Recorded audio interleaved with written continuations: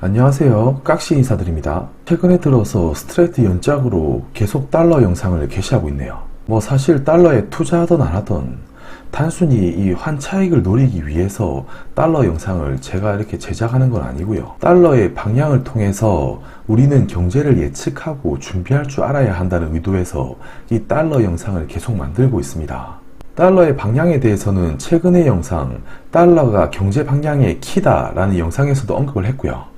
그래서 이 단순히 이 환차익을 노리는 것이 아닌 경제 자체의 흐름과 그 시야를 좀 얻어가셨으면 하는 바람이고요. 그럼 바로 시작하도록 하겠습니다.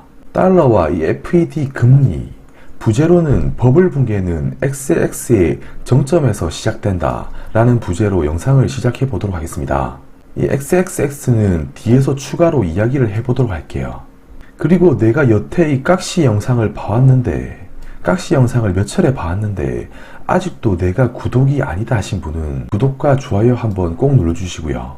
여러분의 관심과 좋아요 버튼 그리고 구독이 결국 깍시를 더 공부하게 만든다는 것 알아주셨으면 합니다. 바로 시작하도록 하겠습니다. 우선 첫 번째로 미국의 금리와 이 달러를 가지고 이 과거의 표를 가지고 이야기를 좀 해보도록 할게요. 이 표는 미국 연준의 금리 차트, 이 파란색 선과 빨간색 선의 이 달러 인덱스를 비교해서 들고 온 것인데요. 이 과거의 1998년은 지금과 좀 비슷한 상황이라고 볼 수 있는 이 보험적인 금리 인하 추세가 일시적인 이 달러 약세를 불러왔고요.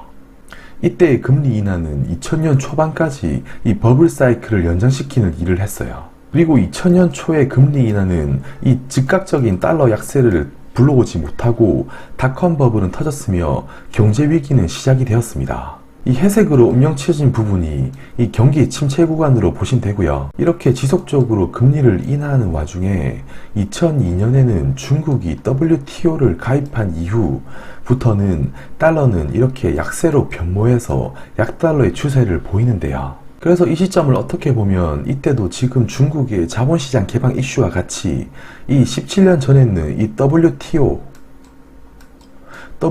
가입은 그때 당시에 상당히 어려웠던 결정이라고 알고 있었고요. 아무튼 이 WTO 이 가입 시점을 지나서 이 본격적인 달러 약세에 힘입어서 중국은 고도 성장의 시기를 보냅니다. 그리고 두 번째 금리 인하 시점은 2007년에서 2008년 이때로 볼 수가 있는데요. 당시의 시기는 이 중국과 유로존이 이 빠른 경제 성장과 외환 체제 변화로 달러 약세가 이렇게 이미 한참 진행이 되던 시기였고요. 게다가 이런 미 연준의 금리 인하가 오히려 달러 약세를 더 부추기는 역할을 했습니다. 그런데 이때 연준의 금리 인하는 지금 연준의 보험적 금리 인하의 성격과는 거리가 먼 말 그대로 미국 내 가계부채와 파생상품 문제 등 이 미국 경제의 침체의 신호가 이미 터져 나오고 있는 중이었고요. 그래서 이런 침체 직전의 분위기에서 달러 약세가 가속화 이렇게 되었지만 경기는 좀처럼 반등을 하지 못했습니다.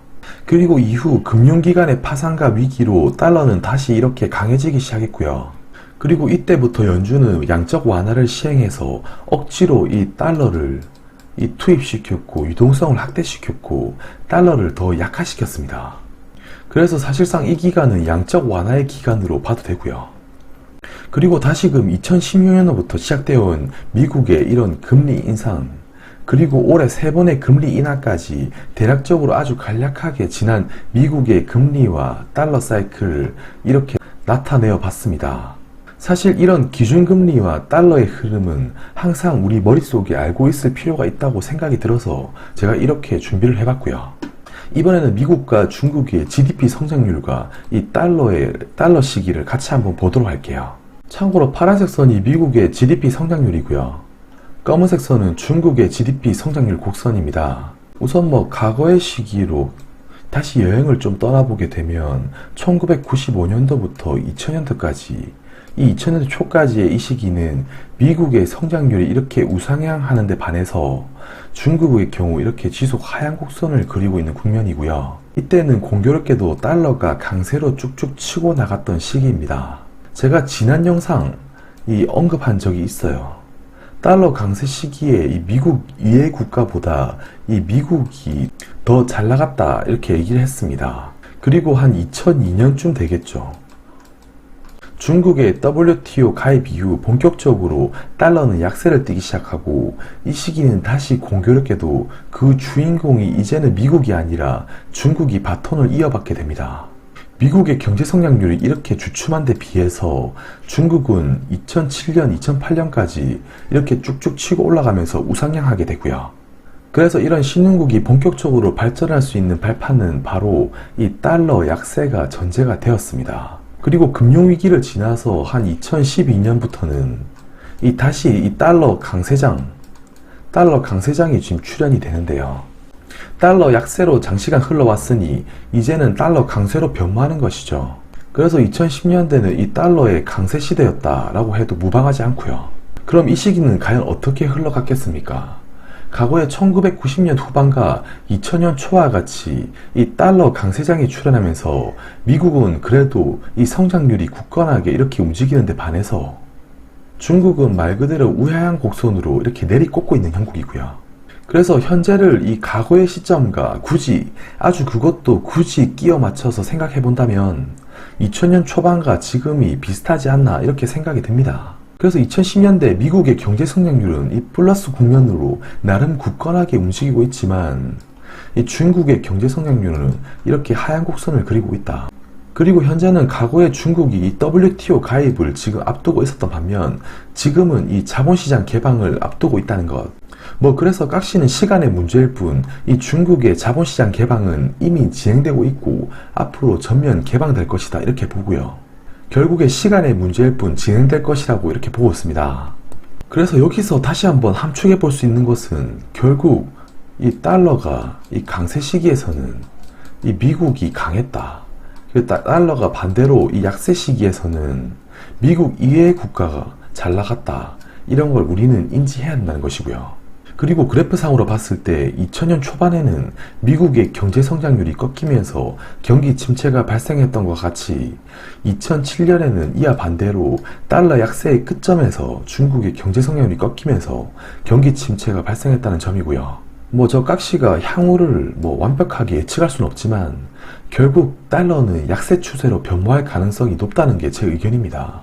첫째로 이 중국의 자본 개방이 그냥 내가 할게, 내가 바로 할게 이렇게 만약에 진행된다면 미국 연준의 그냥 일회성 금리 인하를 하더라도 상당한 폭의 이 달러 약세 사이클이 시현될 수 있다고 생각을 하고요. 두 번째로는 중국이 계속적으로 자본시장을 개방하지 않고 버티게 된다면 연준은 이 달러가 약해질 때까지 금리 인하를 시행할 것이고 양적 완화도 병행될 것이라고 보고 있습니다. 그래서 연준은 결국 이 달러 약세를 용인할 수밖에 없지 않나 이렇게 생각이 듭니다. 그리고 향후 미래의 달러 약세의 정점에 이 중국이 개털같이 털린다는 내용인데요. 그 이유를 들어보면 이 달러 약세의 정점에서 유로존의 재정 위기가 발생이 되었고 이는 중국도 다르지 않다고 생각을 하는 것이고요. 그래서 과거의 사례를 한번 이 도표를 가지고 다시 한번 이야기를 해보면요. 이 표는 유로존 은행과 이 금리 그리고 달러 인덱스를 제가 비교해서 들고 온 것입니다. 2008년경 이 달러 약세가 정점을 찍을 때 이미 이 금리는 고점을 형성했고요. 2011년과 12년 역시나 달러가 약세를 정점에 찍었을 때 유로존의 금리는 고점을 형성했습니다. 그리고 나서 이 시기 이후에 미국의 2차 양적 완화는 종료가 되었고 유로존은 재정 위기가 시작되었습니다. 이때 당시 유로존의 부채 비율은 매우 높았고 달러 약세에 따른 유로존의 금리 인상은 결국 이 재정 위기를 터트린 셈이 되는데요. 아직 본격적인 이 달러 약세가 지금 오지는 않았지만 약달러에 결국 채우는 부채 비율이 높은 중국과 같은 국가로 하여금 이 구조조정에 돌입하게 만들 것이며 이에 중국은 또 자본시장을 전면 개방할 수밖에 없는 위치에 서 있게 될 것입니다. 아무튼 중국이 자의적으로 개방에 나서지 않게 된다면 미국은 양적 완화를 통해서 이 달러 약세를 계속적으로 유도할 것이고 이렇게 되면 2011년의 유로존처럼 위기를 한번 겪고 자본시장을 개방할 수도 있다고 생각이 듭니다. 그래서 자의적으로 중국이 자본시장을 개방하던 타의적으로 전면 개방하던 시간의 문제일 뿐 곧 실현된다고 보는 것이고요. 마지막으로는 깍시의 정리 노트입니다. 첫 번째로 미국의 기준금리와 달러의 추세는 내가 지금 투자를 하고 있고 주식을 하고 어디에 돈을 좀 묻어놨던 건 간에 필수적으로 머릿속에 항상 숙지하고 있을 필요가 있다, 이렇게 생각이 들고요. 그리고 두 번째로 보게 되면 미국의 GDP 성장률 강세 시기는 달러가 강세이던 시기에 미국이 잘 나갔었다. 그리고 미국 외의 국가들, 제가 중국을 빗대어 이야기하긴 했지만 이 시기는 달러 약세 시기였다는 것입니다. 그리고 현재의 중국은 과거 2002년의 WTO 가입 시절과 비슷하며 자의적이든 타의적이든 자본 개방을 실현할 것으로 생각을 하고요. 중국 스스로가 자본 개방을 거부하더라도 미국의 달러 약세 실현에 따른 자본 개방이 이루어질 것으로 생각이 됩니다. 그래서 이 달러 약세와 더불어서 신흥국의 금리 상승이 두드러지고 신흥국에는 아이러니하게도 부채 부담이 가중되는 효과를 낳을 것입니다. 이 부분은 솔직히 지금 언급하기에는 약간 중기적인 미래가 될 수 있겠지만 아직 이 부분까지 우리는 걱정을 할 필요는 없다고 생각이 들고요. 그때가 도래하거나 조금 가까워질 때쯤이면 저 깍시는 줄곧 이제 정말 위험합니다. 이제 정말 위험합니다. 이렇게 입에 모터를 달고 이야기를 할 것이라고 생각이 들고요. 그럼에도 불구하고 우리는 경기 침체가 다가오는 것을 대비를 해야 되지만 그럼에도 불구하고 우리는 이 기간을 즐겨야 한다는 것이고요. 그래서 오늘 서두에서 말했던 버블 붕괴는 이 약달러의 정점에서 시작한다는 점이며 우리는 약달러 기간을 즐겨야 한다는 것입니다. 오늘 영상은 여기까지 하기로 하고요. 오늘도 끝까지 영상을 시청해주신 분들 감사드리고요. 오늘도 영상이 유익하셨다면 구독과 좋아요 버튼 한번 부탁을 드리겠습니다. 감사합니다.